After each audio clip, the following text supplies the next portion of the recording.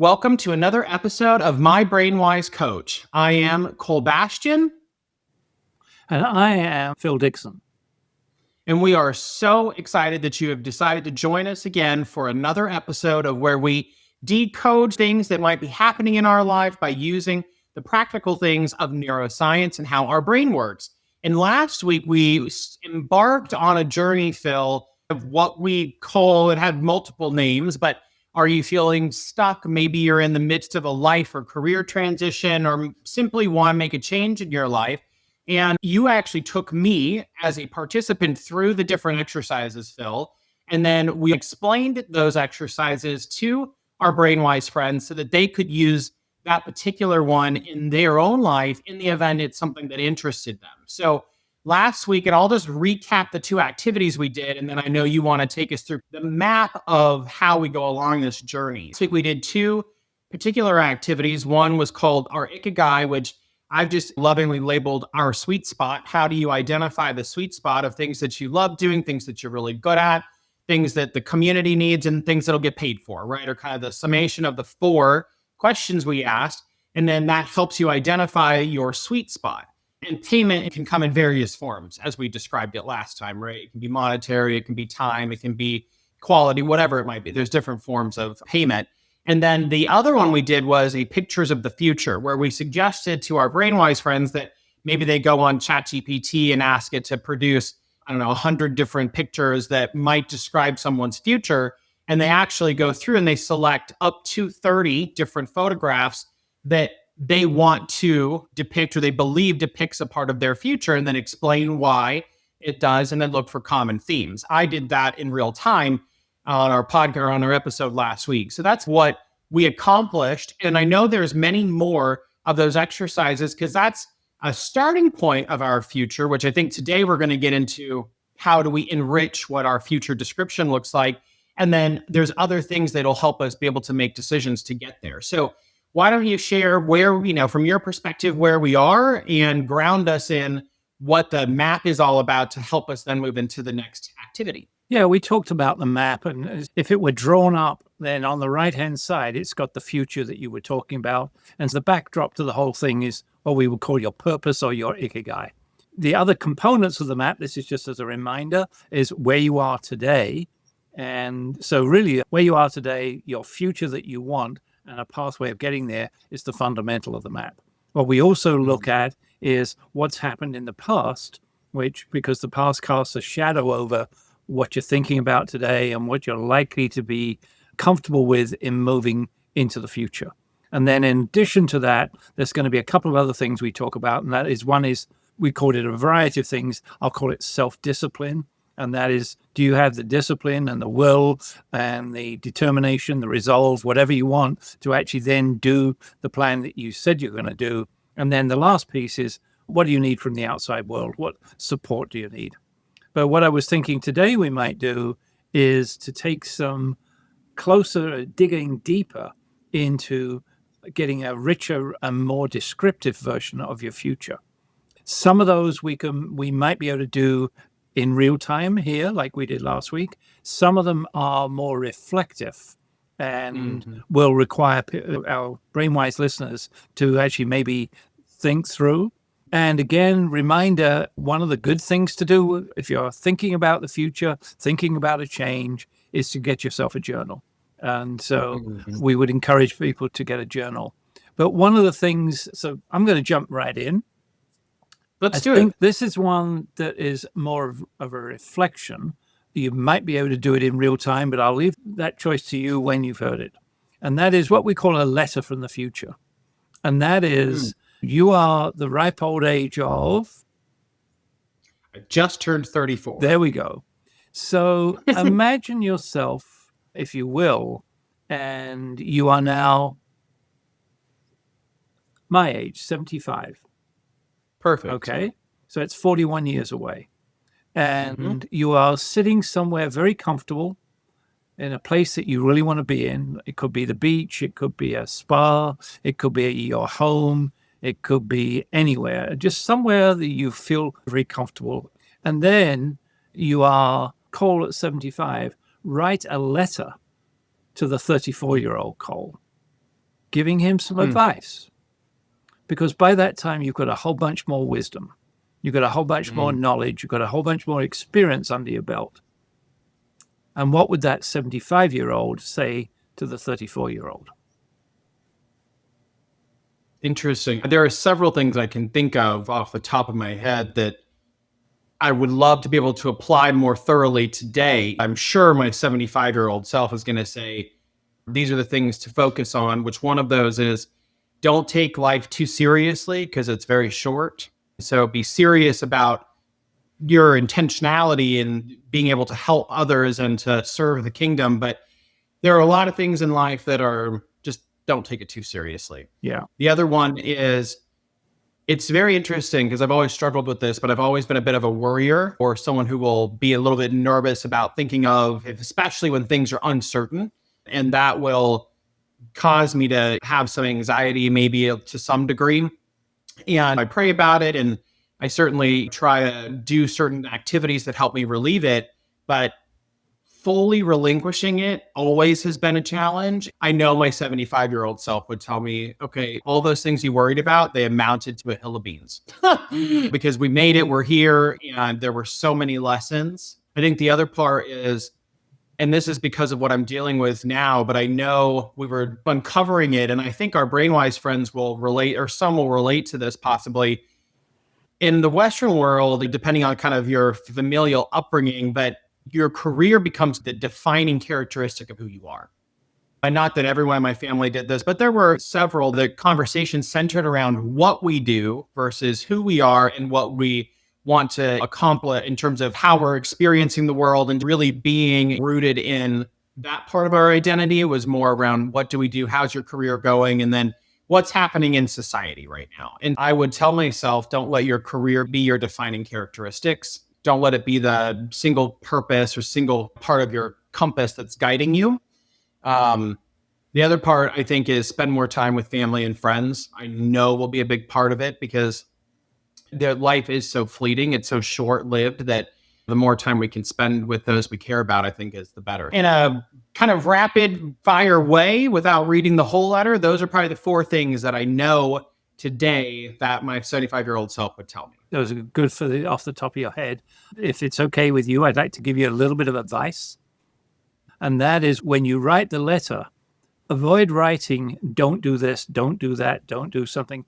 Flip it into what the positive aspect is. And you did that at the end. Spend more time with your family.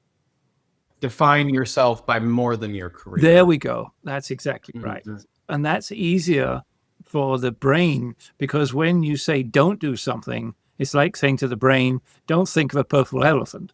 So the first thing the brain thinks of is a purple elephant. But it's good to anchor those positive statements into the brain rather than the negative ones. I love it. And I have a question for you, Phil, and this is probably for our BrainWise friends. When we think about our future, each of these activities that we do over the next series of discussions, maybe we should give them a why are we doing this particular exercise? So we just wrote ourselves a letter. We're encouraging to write a letter as a future self to us now. Why are we doing that from a neuroscience perspective? And probably more importantly, why are we doing that as a part of planning our future? Great questions. And what I would typically do if I were working one-on-one with somebody is wait till after they had at least tackled it before I did the explanation why. But if we're going to dig into the explanation why, is it gets us out of our regular thinking box. Our thinking box tends to be standing in the present and looking forward. And what we tend to do is we tend to project on a linear fashion. What we are today, we're going to project it linearly into the future. Sitting in that beautiful armchair in front of the fire, looking backwards, maybe turns the brain around a little bit. So it's looking at life from a slightly different perspective. And sometimes that gives our non-conscious brain an opportunity to say, hey, listen to this guy. And waves a flag in the back and say, yeah, you're not paying attention. I told you last year, take care of your health more, or stop smoking, or whatever it might have been, right. And live a healthier lifestyle, get out into the country more, any of those things. And as I said, the non-conscious brain is not taking life. The non-conscious brain doesn't work linearly. It works, Mm. and it also works in symbols.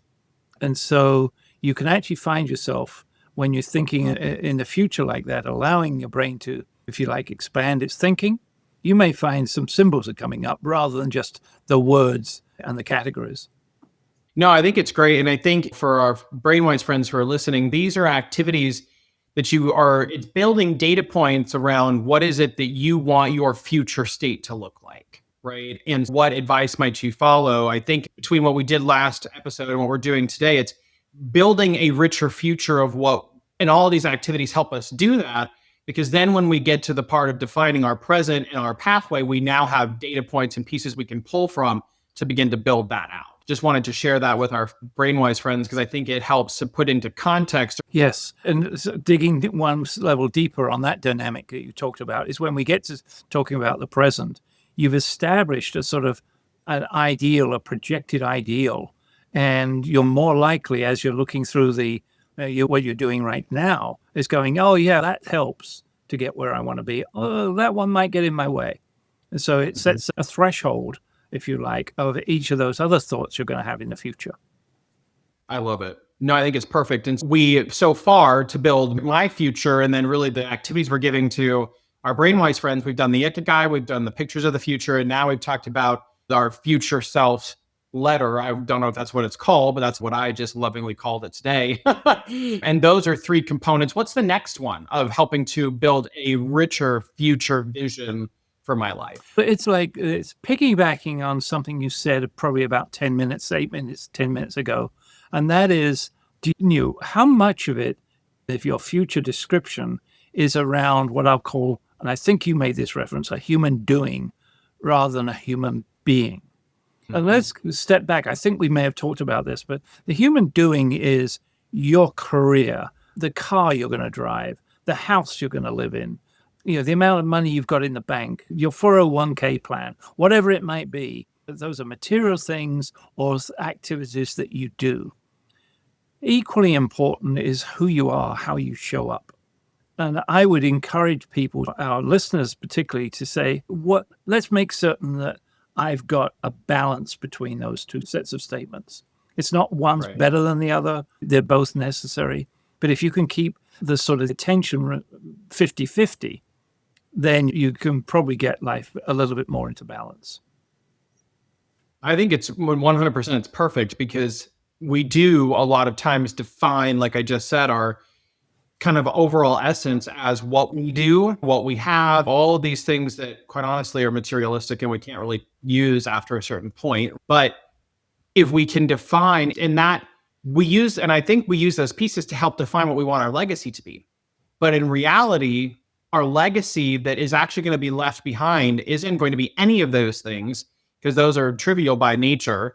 It's going to be how did we show up for people, how we are engaging with others, and what we want to be known for is where truly our legacy is going to make an impact, at least in my opinion. And so I think it's really great to be able to think of both of those in parallel. So what's the activity to help me do that? So I've got a couple of questions that we can actually do in real time, if you like. And that is, and if our BrainWise listeners want to want a copy of this list, it's typically a list of things that I use when I'm coaching people. And so we may get through this whole list. One of the things we might do, Cole, is as we go through these different conversations, we could have AI take the transcript. Over time, when we've done them all, you'll have a little booklet about what your future is and the transition map. If you're willing to share it, people can actually use that as a role model for how they could discuss their own lives. I love it. Let's do it. All right. So, I'm just going to fire a couple of questions. And if you go next, then swipe left, swipe right, whatever you want to do with this.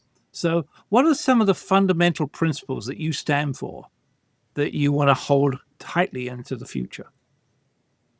Honesty, integrity, values is one of the words. I would, instead of saying values, morality, empathy. I would say those are the 5, the kind of at the top of my head come to me. And one of the things that would happen if you were writing these down is that in 10 minutes time, or when you're having a coffee or something, another one would come to your mind. And it might be one that comes to your mind. You go, oh, no, it's at least as important as the others. So don't worry about getting everything down in one go. Our brains don't work very well like that. So these are all things that our non-conscious brain picks this up and starts to process it in the background. And I would probably say one of them that overall describes that is I don't know if this is a value or how I would determine it that way, but I want to be the best Christ-like example that I can be while on this earth. There we go. And that encompasses everything of what I want to stand for. Okay. And again, these aren't necessary values or principles or qualities. I don't care about the label. What I do care about is that people start to identify it and say, hey, that's my North Star. That's where I'm headed. What are some of the areas that you are not focusing on at the moment that you'd like to be passionate about? Areas that I'm not focusing on that I would like to be passionate about. I'd probably like to read a bit more for pleasure. I love to read romance novels, and so I think that would be one. Two is we're doing this and we're actively doing it, but I'd like to do even more is building intentional couple relationships between. So Joey and I would have couples that we build like a really rich friendship with, that we can encourage each other and that live like-minded lives. Doesn't have to be the same life, but we basically prescribe the same value system. So that way we can encourage each other as couples to live life in the way that we want to live life. So that would be another. And then if all obstacles were out of the way and I could really just do it in a leisurely way, I would love to bake more. I do some baking now, but one, I don't like to clean it up. So I need a little helper to help me clean up along the way. But then two is just life gets in the way. There's just so much going on, but I would like to do that more. So those are probably the three things that I would enjoy doing more. Yeah. And are there any aspirations that you have that you've been ignoring? I would love to go on a mission trip one day, whether it's within our nation or it's international. Because I'd love to build an orphanage, build a church, whatever it is, go help people that need the most help. I want to be able to be of service to them. So that's certainly an aspiration.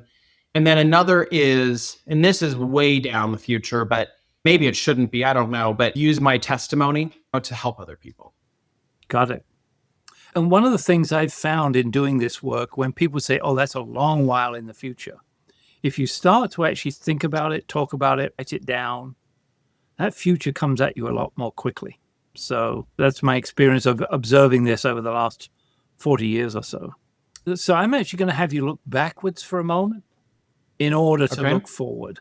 Is there anything that you think about, events in the past, such as like a new job or a new role or a project or something that you've done, which gave you pleasure, and you go, I'd like to repeat that?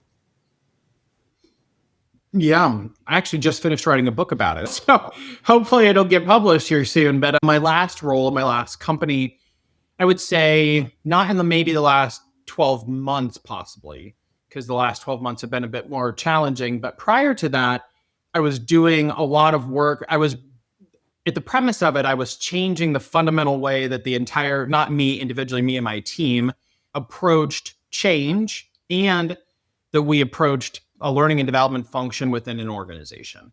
We really went on some transformative work to where the organization, in terms of how it approaches change and how it approaches learning and development, leadership development, all those things, is fundamentally different than when I started 7 years ago. That's great.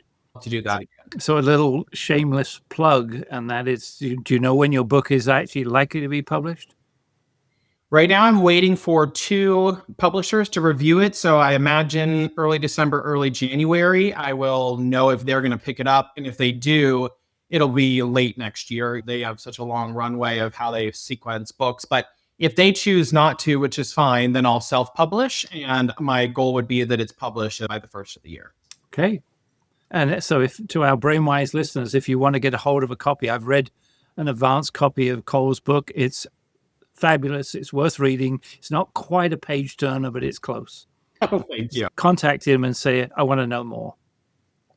All Absolutely. right. My last question is, are there any patterns of behavior that you see in yourself at the moment that you go, they've served me well to date, but they don't serve me well going forward?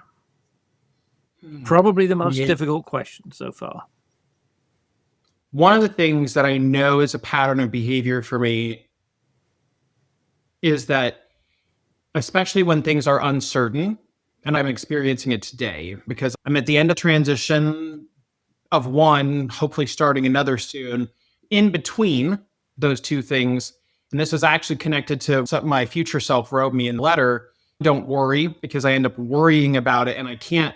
There's only certain things that are within my control. The rest of it is entirely outside of my control. So fully relinquishing it and saying, okay, I can't do this anymore, but God, you can, and letting it all go. That's one pattern. What I'm doing today is worrying about it probably a bit more than I should. Two, is when I'm in that state, one of my natural tendencies is to want to retreat into my shell, which is, I want to watch some mindless TV and think about nothing because the world around me is swirling, which then means I want to be at home a bit more. Like I want to be in my safe space, right? During that time, because then once life becomes more certain, okay, now I'll emerge because I know what's happening next. But what I'm having to redefine is that my career doesn't define who I am, what I'm doing, all of those things don't define me. And even though there are certain things that are uncertain right now, there's a lot of certainties and there's a lot of good things that I can do. And so this, I'm doing better at it, quite honestly, than I have in the past, but I'd like to even do better as a pattern in the future. I'd like to break if things do become more uncertain. And then the other one is, and this is just foretelling, I think, but whatever career that I do start next, or really organization that I go into next, I want to ensure that there's balance, because a lot of times I've started out just pouring my whole heart and soul into it, which I'll do no matter where I go. But there's a certain cutoff point in terms of time, so it doesn't take away from my family and the other things that I want to do in life. But balance is so that the organization gets the best version of me and they get what they need. But I can also replenish myself at home so that I'm able to come back and serve in the future. So that's one that I think I've learned how to do that, but I want to make sure that I stick to it. Yeah, that you practice it on a regular basis. So I'm going to offer a couple of ideas and thoughts that might assist you. Is now a good time? Now it's perfect. Many people separate the difference between attachment and intent. And when we have a goal that we're trying to go after, or there's something we desperately want to avoid, which is sort of a negative goal, if you like, we become attached to making that thing happen. And it becomes part of who we are. Sometimes even the smallest of things can become all-consuming. Nothing wrong with having the intent to do something. But if it doesn't happen, most of the time, you're not going to die. And that's what our brains tend to hook into. If that doesn't happen, it's so bad, we're all going to die. It's a little internal message that the brain has a habit of giving us. You're probably not going to die. It might mean that something took a little longer, or you had to take a little diversion around the traffic jam, or whatever it might be. But most of the time, we become attached to something happening in a certain way.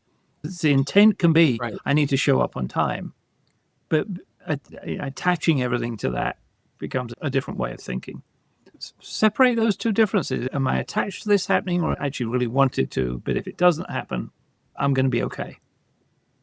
Right. So we can be in, our intention is we want this to happen or not to happen, but don't attach ourselves to that. That's as good a way to put it as I could come up with it. Perfect. The second thing is, in terms of how do I do that when in an uncertain environment?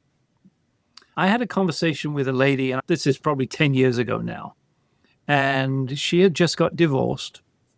She was in her mid-30s, and she just got divorced, and she was buying her first house on her own. And this was in England, which is a lot more complicated than buying houses over here.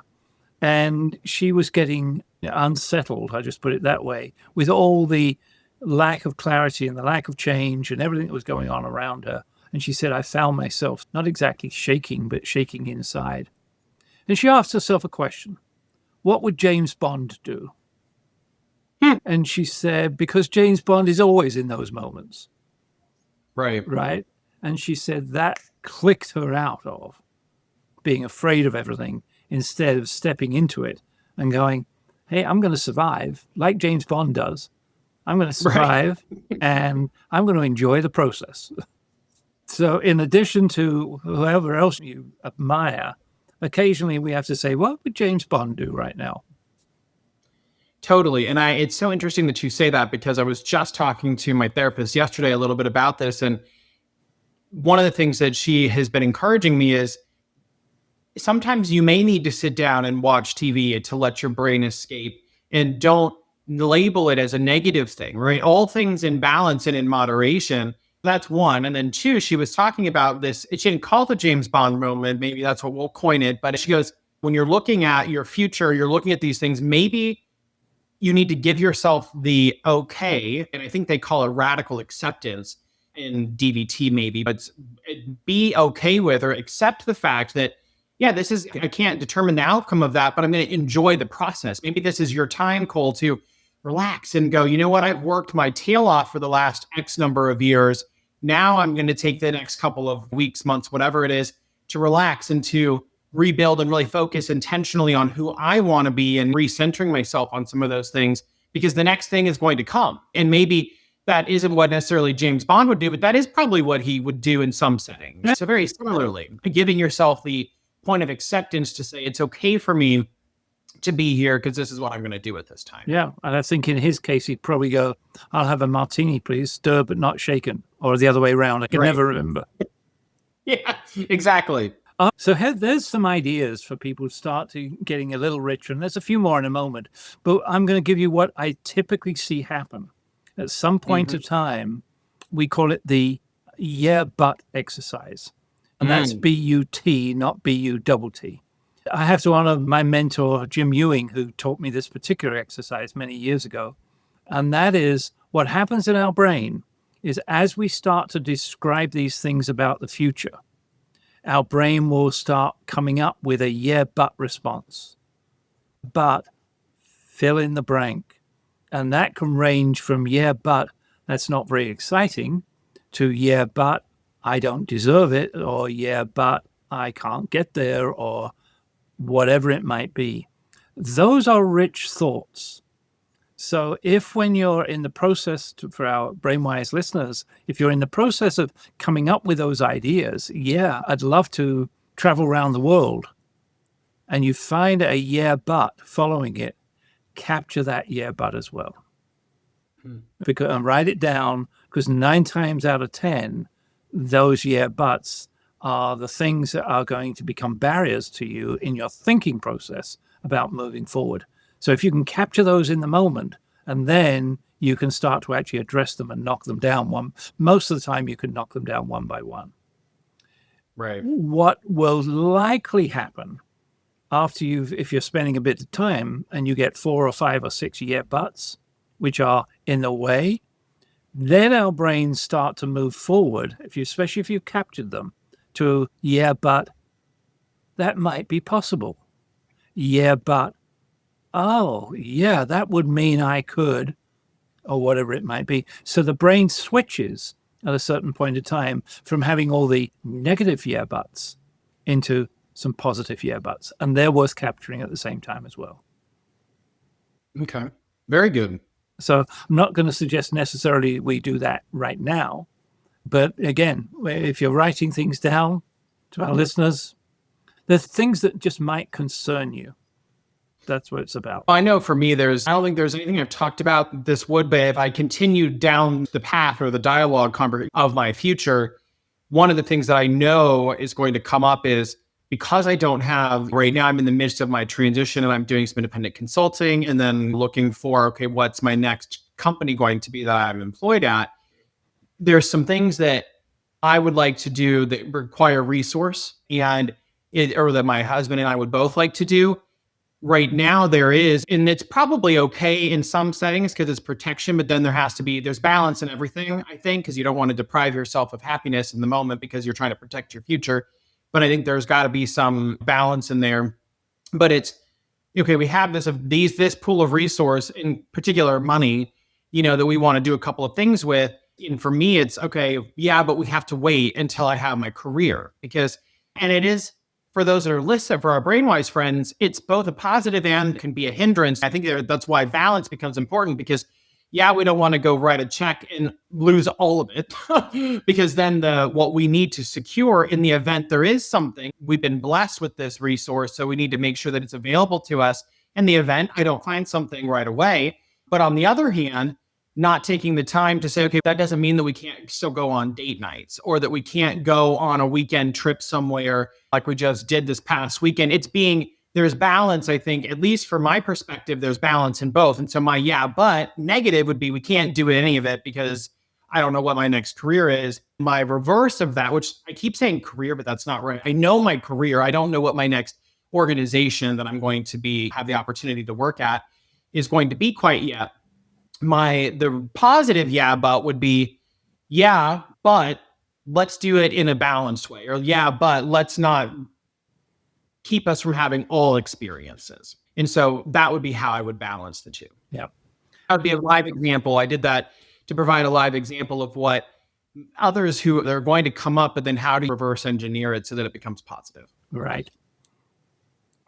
So this comes, again, when I'm working one-on-one with people, there comes a time when we have talked about the future and we've got some themes coming up.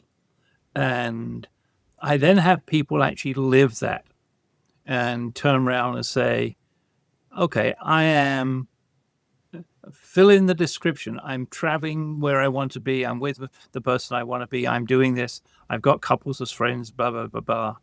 And actually summarize it and actually make the statement, because then that actually forces, if you like, our brains to start getting squirrely. And that's when you'll come up with some deeper yeah buts. All right. So I am a person who does this and this, and I'm doing this and I'm doing this. And you make that nice package for people, or have them make the statement and then capture some more yeah buts, because that will be digging one layer deeper. Right. Makes total sense. I can think of them right now as I'm describing if I were to say mine. Yeah. So I can definitely see how it takes the brain, because now you're almost manifesting to some degree what you want to have happen, but then the brain automatically says, oh, wait a minute, there are these impediments to being able to make that. Bingo. And again, the importance is not that you change every yeah but that you write down, like you were describing. It's a balance, but getting them written down, getting them identified. I guess that's the first trick. Getting them identified and written down. And then you can step back and go, does that actually make sense? Is that real? Yeah, it is real. Right. We can't spend all of our money at one point in time. We can pay our mortgage and still go out to dinner occasionally. So that's another way. And what I tend to do when I'm working one-on-one with people is we have that summary moment. And then we go into, okay, on a scale of 1 to 10, that summary, is it 10? Is it 9 out of 10? Is it 8 out of 10? And what else might we add in? That's when you might come and do a couple of other exercises, which I think we've got time to take through maybe 2 more exercises. Yeah, do it. Let's do it. Because I have my summary kind of the themes. Obviously, I am helping people. I am sharing my testimony. I am working in the field of strategy or the field of change. So those things, I know those are some of the themes that have come up as I think back to the discussions we've had. Yeah, I think so. I'm going to throw out 5 other ideas, actually, and then we'll pick what to. So one of the things to do is at that point in time is to ask yourself, what else is important to me that I haven't talked about yet? All right. So that's one. Another would be, let's fast forward 8-10 years. What does an ideal day in the life of Cole Bastian look like? Describe it. And you don't have to do that right now. That's the second one. The third is, and this sounds horrible, but it can be relieving. In the same way as earlier on, we basically said the 75-year-old, right? Supposing the 75-year-old died, what would you want written as your obituary? And that's another way of looking. It's just through a different lens, the same thing. Another way is what I refer to Jim Ewing. He gave me this title. It's called Using Death as an Ally. What would you do if you knew that you were going to die 10 years away? Would it make any difference? What about 5 years? Oh, yeah. All right. And it has a way of saying, what's really important to me? In your case, I think you've got your arms around that. But in some people's cases, and our listeners might be some of those, is, hey, if you only had 2 years to live, what's really important to you? Right. And I think it's interesting. And the last Go one, ahead. there's one more, and this is the easy one. And that is, you say to your close friends, what else would you do if you were me? Yeah. Are we going to pick one of those to continue the dialogue on? So is there one of them that resonated with you and that you want to delve into? Yeah, I can't remember the actual name of the actual question, but I think it was either the first or the second. I think it was the second, like what would be a day in the life of me 8 or 10 years from now? That's right. A day. An ideal day. I think one of the things that, and this probably happens, I would imagine, for a lot of us, I focus probably more on what I'm doing in terms of career or helping people. But one of the things that is equally as important and actually is more important overall in all of this is I want to be living an amazing life with my husband. And I want to be, like, if I'm thinking of a day in the life, he and I are enjoying each other's company. We are getting along really well. We are building a future for ourselves that is highly enriched, that we are giving back to people. People are seeing a Christ-like example through us. And then also in 8 to 10 years, I hope to have expanded our family where we're able to, because I've always wanted to do that. I've always wanted to have kiddos. And so my hope and prayer is that happens within the next couple of years where we can raise a really beautiful family. And I can take my attention. And probably right now, I just wanted to say this, and this I think is interesting for our BrainWise friends, a lot of our situation, I think that we're in currently can either restrict or can encourage our thinking of the future. Because for me, I think right now, where I'm in the midst of this career transition, Phil, my sights are probably set a lot on what is that going to look like? What am I doing in terms of my career, helping, because that's kind of, if you think back to what I've described overall so far, that's been the main theme. But I know that when go back a year or two, when I was in the mid, and I didn't think I was going to have a career transition, I was in the midst of a great career or a great organization.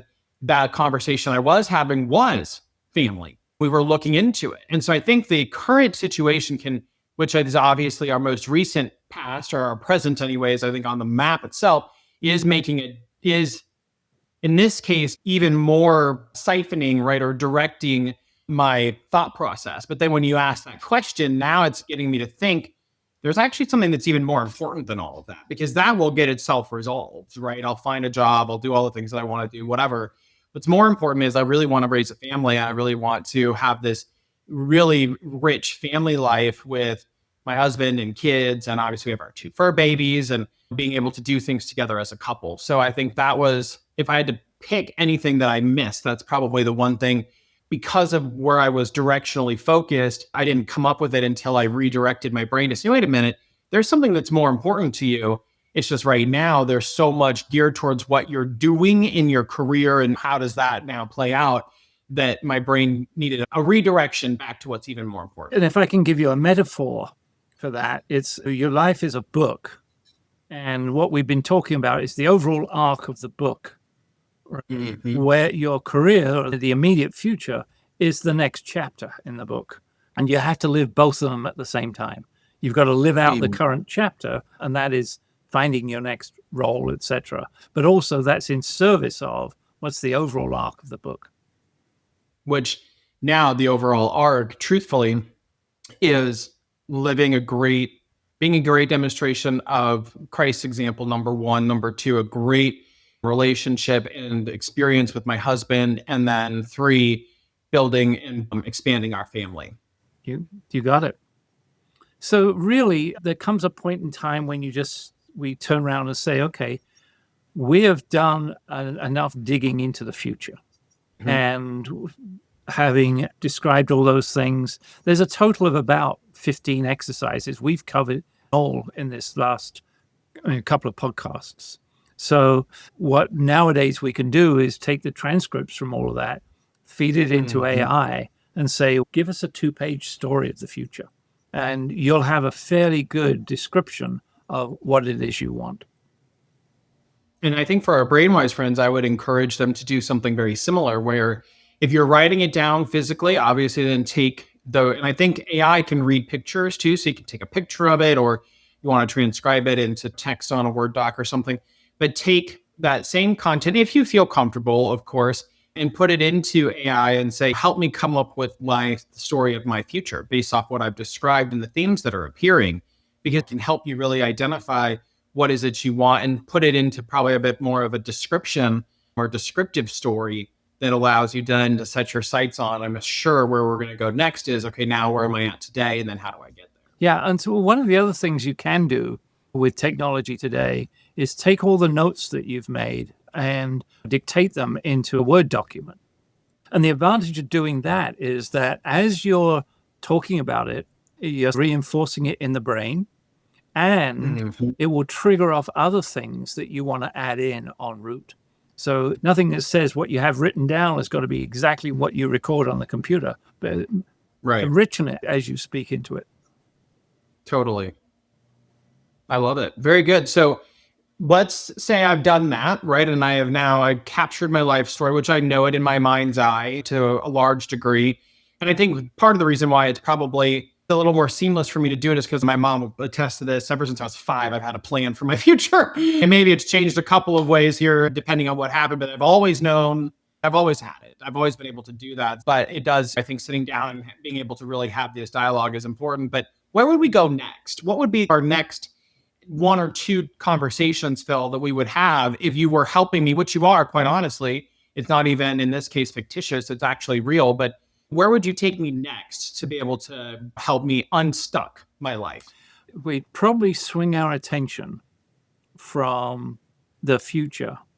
And not that we're not going to come back to it, because we're going to swing our attention through 25 degrees, 45 degrees, something like that, and focus on the attributes of you today. And again, there's probably a dozen exercises which are very powerful that we can do. We can start off with some of those, but really that's going to be another probably hours discussion to go through, maybe longer, on what those all might consist of. So what we could do is just talk a little bit about some of the exercises as a sort of teaser for the next episode. Yeah, let's do that. Let's summarize or encapsulate the activities and exercises we've done about our future. So we put a pin on what we've done there over the last 2 episodes. So that way our BrainWise friends can say, okay, I really want to try. And let's put a name to each one of them if we can, I think, because then people can go, oh, I want to do that one or I want to do this one. And then let's tease, okay, here's what's going to come next in terms of relaying this pathway of unstucking, is what I'm going to call it lovingly, our life, or the next change in our life. And we can give some concrete, here's where we're going to go as we go forward in this discussion. Yeah. Would you like me to take a quick pass at that? Yeah, let's do it. So number 1 was Ikigai. And that's really about what your purpose is.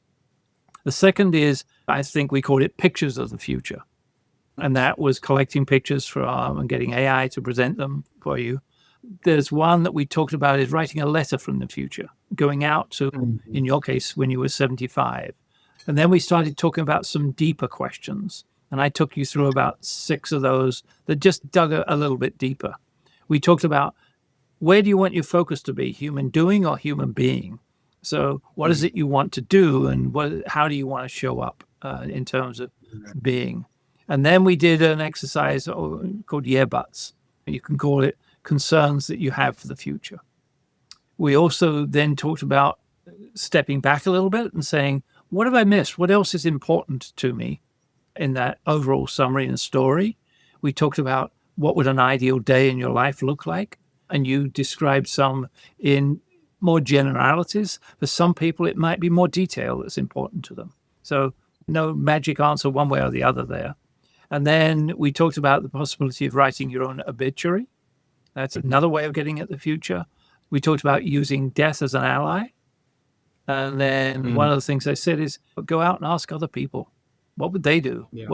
With what they know about you, ask them, especially Mhm. if you've got some close relationships, because close relationships have seen you probably avoid some issues, maybe not Right. address what you could have addressed, and things like that. And the people from the outside, there's an old saying, the onlooker sees all. And so that could be helpful too.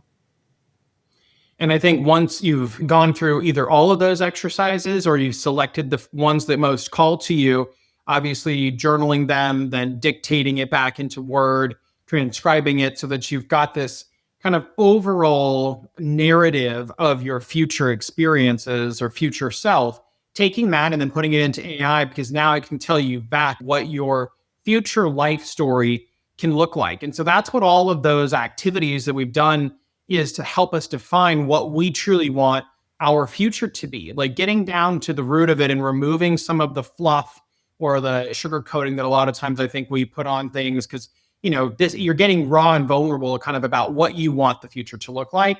And that's what all of those things were helping us to do. Phil, I think as we think about now, our BrainWise friends have done that. We're putting here's not a pin, because we may come back, because I know that the brain, as we go through other activities, will probably come back to, oh, that's something else I want to have in my future, because that's just how the brain works, like a pinball machine.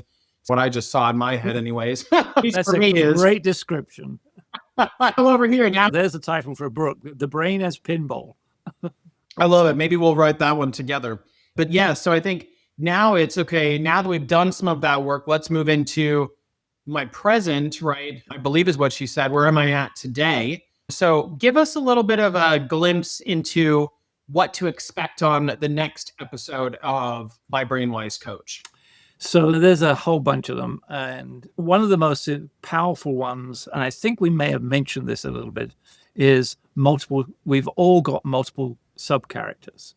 And identifying those characters with 5, 6, 7, 8, whatever they may be, because each of those has a life story of their own and a series of goals in life, if you like. And so identifying what they are is pretty important. The amalgam of all those will give you a pattern of how you respond to threats. And we'll be looking at what's called the personal threat profile. What is your skill set? What can you turn around and say, these are the things I am really good at?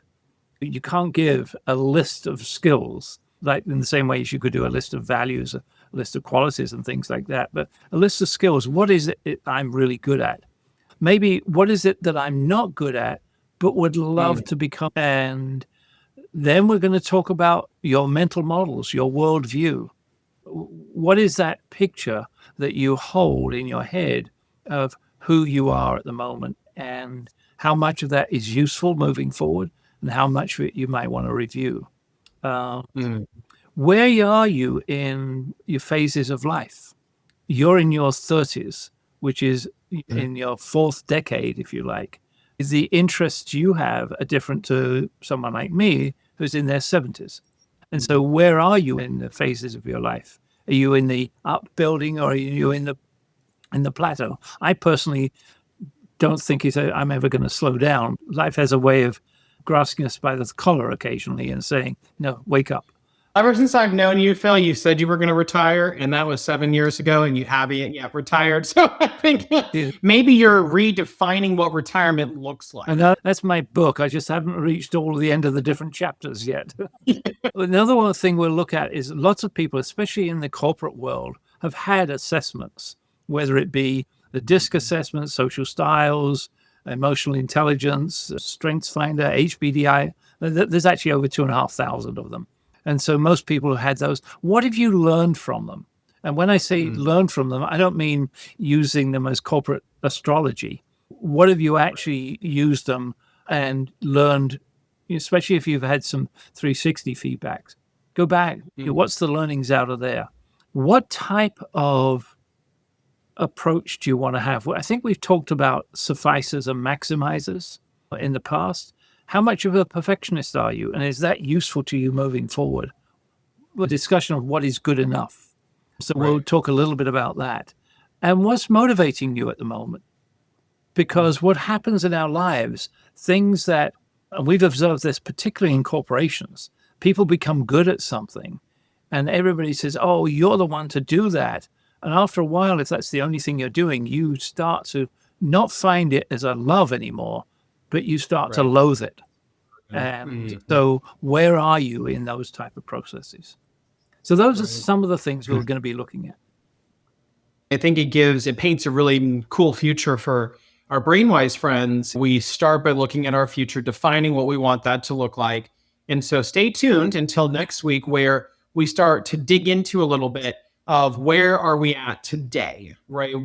How are we showing up? What are the things that we're doing? What does that picture look like? Because that's going to help us to identify where there may be somewhat of a gap between where I'm at today and where I want to be in my ideal future. And Phil, before we end our episode today, because it's been a fabulous discussion, putting a overall bow on our future, let's go into our BrainWise or Brain Unwise moments for the week. Do you want me to start or do you want to start? Please go ahead. Yeah, so I think my BrainWise moment from this past week was my birthday week, which was fantastic. I had a really great experience. And what it reminded me of is that it's okay to slow down. Because one of the things I define, especially as I'm in a transition, is what am I doing every day? How am I being productive? And I'm an Energizer bunny and I just move all over the place, got a billion things going on. Thankfully I do accomplish them all, but I think people get exhausted listening to me sometimes because I've got so many things that I'm working on or doing. And I was reminded of this actually last night. I don't know if it was a BrainWise moment for me, or maybe I was unwise, but my husband was wise. Well, he was watching a show. He had just made dinner. I cleaned it up, but we've got all these different things going on, family that's coming. So trying to plan, make sure we've got all the right groceries in the house. And so my brain is going a million miles an hour, and it's 9 o'clock, possibly. I don't know exactly what time it was. And he simply said, come here. I said, what? I just talked about needing to add some more stuff to our Walmart order. And my brain was still going. And he said, come here, sit down, relax. So, basically be quiet and enjoy just being still. And so it was a reminder for me, which thank you. If he listens, he is one of our BrainWise friends. Thank you for helping me to be still, because it really reset myself to go, wait a minute, why was I going at a billion miles an hour at 9 o'clock at night, right? I needed to really slow myself down and center and focus. So anyways, thank you to him. It was a BrainWise moment because I listened to him, sat down, and was still. That's great. And by the way, that's something you can do anytime you want. And that is just say, hey, what's most important to me right now? Right now. Exactly. I think I needed the little reminder, Phil, that a notification that comes up on our phone all the time. Yeah. And that's what Jerry did for me last night. Mine was an unwise moment, and it was this morning. Okay. And it turned out that for whatever reason, I still haven't dug into it yet. One of our bills, we got a notification saying you haven't paid this bill. Mm-hmm. And that's something that never happens to me. I pretty well deal with bills when they come in, whether it was me or someone else. But at 6 o'clock this morning, I decided to start to try and pay this bill online. My mental model is that whatever you try and do online is going to be difficult. Unfortunately, I've got some reinforcing experiences. What I should have done was waited, had breakfast, had a cup of tea, and got my brain ready for tackling that. Maybe having done something positive before I tackled that thing. As it was, it took me the best part of an hour to manage my way through a whole series of stupidities on the website, and I finished up, as Kathy described it, as crusty. It's a great example, though, Phil, of how even though we sometimes know the right thing to do, we sometimes don't intentionally choose it. And for whatever reason that might happen, and that's just being human in the human experience. Yeah, indeed. Very good. All right. Awesome. I think what a great conversation today about the future and how our BrainWise friends can build out what their future looks like. Stay tuned for next week's episode where we go into the present, where we are today. What do you want your ideal future to look like? And use some of the activities we've talked about over the last 2 episodes to help you enrich and define what that is. And stay tuned until next week when we go even deeper into how do we unstuck ourselves from wherever it is that we might be. And until then, stay curious, stay compassionate, and always stay brainwise.